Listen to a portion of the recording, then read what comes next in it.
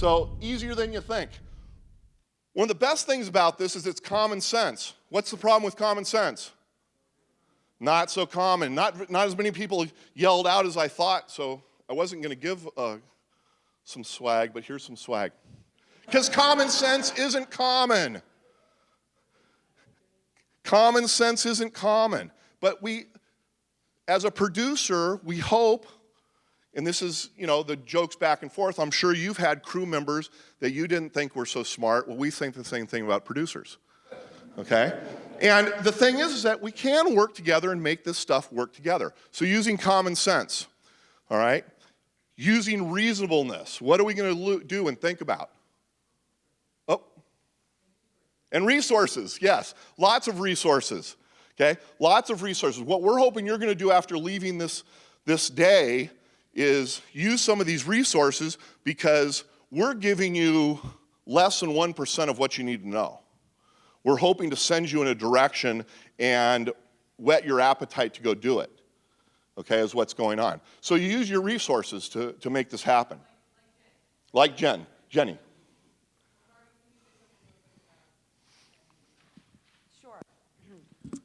Jenny Holroyd works for the Georgia Tech Research Institute. I'm sure you can probably say it better about your own self, right? They are a fully funded program from OSHA that provides small business consultation services. So if an employer has questions about the safety of their business, they will contact them and, okay, Jenny, you've got to take it from here. Good morning, everybody. Thank you for having me here. My name again is Jenny Holroyd. I am a certified industrial hygienist, which is not anything to do with teeth. So I think that's something I should clarify. It just means that I can do air sampling, noise sampling, and kind of look at any exposures your employees might have on set or even in the pre-production. With the OSHA consultation program, I want to stress that it is a confidential program. We do not provide any of our information to OSHA. I actually don't work for OSHA. I get a grant from OSHA to do that. So it's all confidential. We shred our files after 5 years, so we don't share anything with OSHA. But we do perform mock inspections. So if you're concerned about safety and health on the job, and you want somebody to kind of give you a third-party, fresh set of eyes, we do keep on track on what the what OSHA is doing as far as in the state, as far as citations. So we know how the compliance officers are citing and what they're looking for when they go out on site. So we try to mirror that. And so I did bring pamphlets about our program, and they're over there on the table. I also brought catalogs. We have an OSHA Training Institute where we do authorized outreach trainer training. And I brought a couple CDs where we have free sample programs because you have to have paperwork to make OSHA happy. So you can take those and make them your own. Thank you. So lots of resources. And take advantage of them. You have, depending on who you're working for, resources, risk management people from your insurance companies. You have the safety bulletins that Matt and I and our committee work hard to create. You want to say something about the... Sure. So I work for Contract Services, and on our website, csatf.org, we have all the safety bulletins. I think there's 41, 42 bulletins now that covered basically everything you could think of to look out for. I think we have a parachuting bulletin. I mean, it runs the gamut. We did a UAS, unmanned aircraft system bulletin recently. Historically, I was looking at some of the files, and there's one from way back when, about atomic bombs, like prop atomic bombs and how to handle them. It was really crazy. Civil defense stuff. Our committee's been around since 1965, so they've developed a lot of bulletins. We revise them, we keep them current. We need to go through that process again soon. But you have all the bulletins there in a pamphlet. CSATF's a great resource for all sorts of safety information, and it's a collaboration with the producers and the unions to put those things together. And it's even strange, like I always like the stuff we do, which is really exciting, because people ask me, well, what do you have to do for safety? An awful lot of the stuff you do, because you can go to OSHA.gov, which is their website, and they have publications that you can go and tie into and look into, and all kinds of great things. Because we don't use hammers and ladders differently than most of the rest of the world. Okay? We use them in the same way. But like our safety bulletins, we have 2 different bulletins that deal with animals. One is dealing with animals that are going to be in front of camera, which should be obvious to everybody, right? That's certainly a danger. But one of the things you also have to be concerned with is your off-production workers. Your offices also require it. And when you're also sending people on location, how many of you put together a location report, or what did you call it, Jen, last night? When you send out all the information about the location for the crew, like where the pharmacy is going to be and all those things.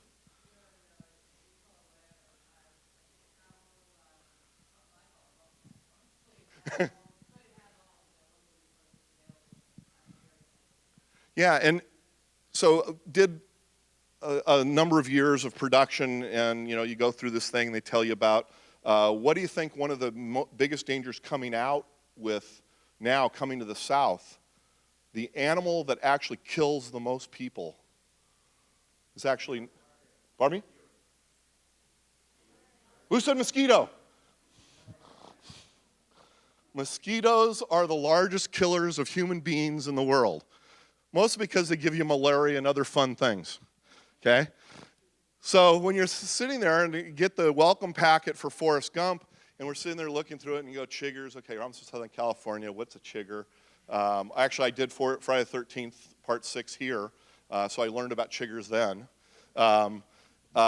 You learn all these things, they start going for all the different stuff you're aware of, and the snakes and stuff like that. When they start getting into alligators, it was like, what's going on?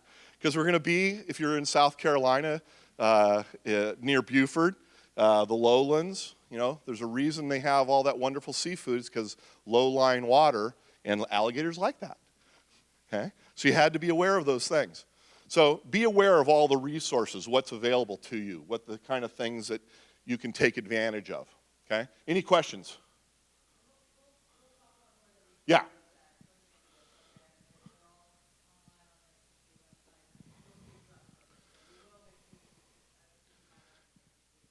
And we will be redundant. Have I said that before? Oh, okay. All right.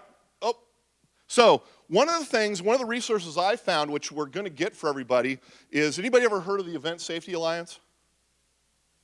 The Event Safety Alliance is an organization that came about as a result of the Indiana State Fair stage collapse. Okay, and I was part of creating this alliance because the music industry, live music industry, is far behind our industry in safety. Okay, because that industry is much younger than ours. And how many of you went to film school? Okay, how many of you took safety classes in film school? Really? Where'd you go? Really? Because so it's that we don't find a lot of film schools that have a safety class. All right. The IA is part of a group called the USITT, United States Institute of Theater Technology. It is an organization that does all kinds of things for theater at all levels, from professionalism, but has a big emphasis in doing safety for colleges and high schools, okay? So a lot of people, when you get in this industry, no one's ever talked to you about safety. In fact, it's probably true of all business that they don't talk about safety. So they started the Event Safety Alliance because of that accident. A gentleman who was manager of a band, he's really a great guy. He didn't want to be responsible for somebody dying coming to see his band play. All right? So the Event Safety Alliance was created for that.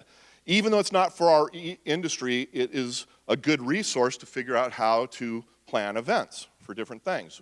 Actually, part of my planning, my part for planning this event, even though it's a very small event, is not different in the steps you go through to plan for Coachella or a week-long event.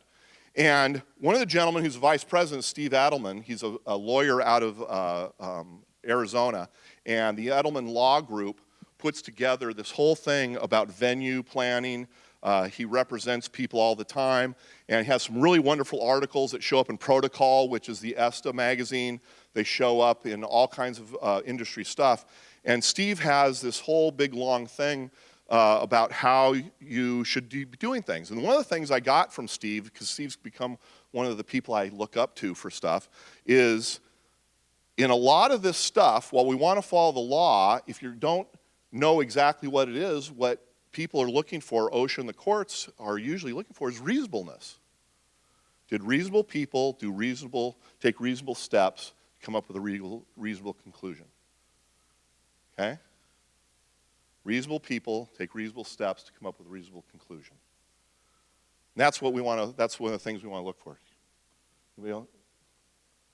All right. Murphy's Law. My old friend Murphy, and we've all, I'm sure, been there. And you can see any number of hazards that we would have on a set there, as far as fans, electricity, tripping, rodents, or maybe that's an actor, I'm not sure. But by the way, any hyphenate producer actors in the room that I've just offended? Okay, yeah. Okay, good. So anyway, we do, as Kent was pointing out, we do have to think about every possible thing that can go wrong, no matter how weird. And if someone on the crew comes up, you know, I mean, we had an experience in New Mexico. The Teamsters showed up early. Honey wagon is parked. There's a big pit full of rattlesnakes out there. Now, a producer will take care of problems when they're aware of them. So your crew needs to make sure they're aware, and you need to make your crew aware that they can bring it up. Don't be afraid to say something like, you know, I don't want to get fired. I want to make sure it's safe for everybody. So you have a pit of rattlesnakes out there, and we're trying to figure out, well, what do we do? So what would you do? I mean, before the producer gets there to take care of it. Normally you'd get a snake wrangler or something. What's the most common sense thing you can do?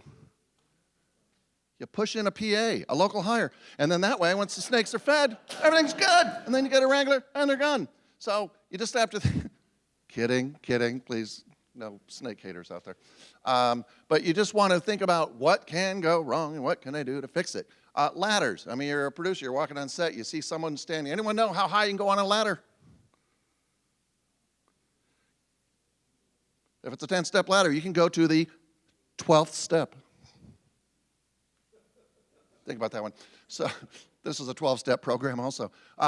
But no, you can't stay on the top or the second to the top rung there. And if you see somebody up there reaching for it, and as Kent mentioned, no movie is worth dying for unless it's Titanic 2, that you want to risk your life to do something really, really cool, you got to think about it safely, because no producer is going to go, you know, Bob, that's great. You risk your life, and we love you for it, and I'm sorry you're going to the hospital. You want everybody to be able to go home and spend, you know, all that per diem and all that fat paycheck that they're getting, right? Yeah, good luck with that. So, there we go. And the dark scourge. So as we mentioned earlier, having a plan, an evacuation plan, where, like here, we're going to go out these doors, meet in the grassy area, as Kent mentioned. So you want to have that on all your sets, whether they're interiors or exteriors, and what part of the forest, what tree is going to be burning, where can we stand. So you want to know who's going to be in charge and where you're going to go, what you're going to do. And the reason that this diagram came up here is want to show how simple these things, again, common sense. How many of you have a plan at your home for what you're going to do? Because this is somebody's home plan, although I noticed I was looking at today, there's only one door in this house. But they did mark all the windows, okay? So the windows being able to get out. But the point is that these are things that are kind of common sense. I was mentioning to Jen, one of the curses of being a safety person is that you can't walk through someplace without seeing issues, okay? Yeah, exactly. It's like, hey, I know how they did that. So you want to be able to look and have a plan. Most of you are local people, right? Okay. When I do this a lot, I do it with, or go to different things where people are coming in. And one of the first things I do when I get in my hotel is look at the back of the door. Actually, before I open the door, I look down the hall. Where's the exit? Okay. One of the things I think all of us should have, although all of you kind of do have, but what happens if the the building goes dark right now. Okay? So having a flashlight, especially on movie sets, okay? We're controlling the light a lot. You have in that sound stage, if the lights go out, it's black. There's nothing there. How do people find their way out? Because while there's supposed to be emergency lights, okay, there are times that we have sets that aren't able to see the walls of the sound stage. Okay? How do you find your way out? Now, when I say most, where's most of yours lights? On your cell phone, right? You have your cell phone, there's a light on the cell phone. So go to a restaurant, you look. Same thing, at home, you have a plan. And on the movie sets, on our sets, in your offices, there needs to be a plan. There needs to be a plan. And I'll bring up one real, because stories sometimes are good. Recently, there was a show shooting, and it was about gangs in New York area, and they had an audition, and they brought people in before shooting started for extras. And a young man believed that he really wanted this job, so he brought a 9mm with blanks in it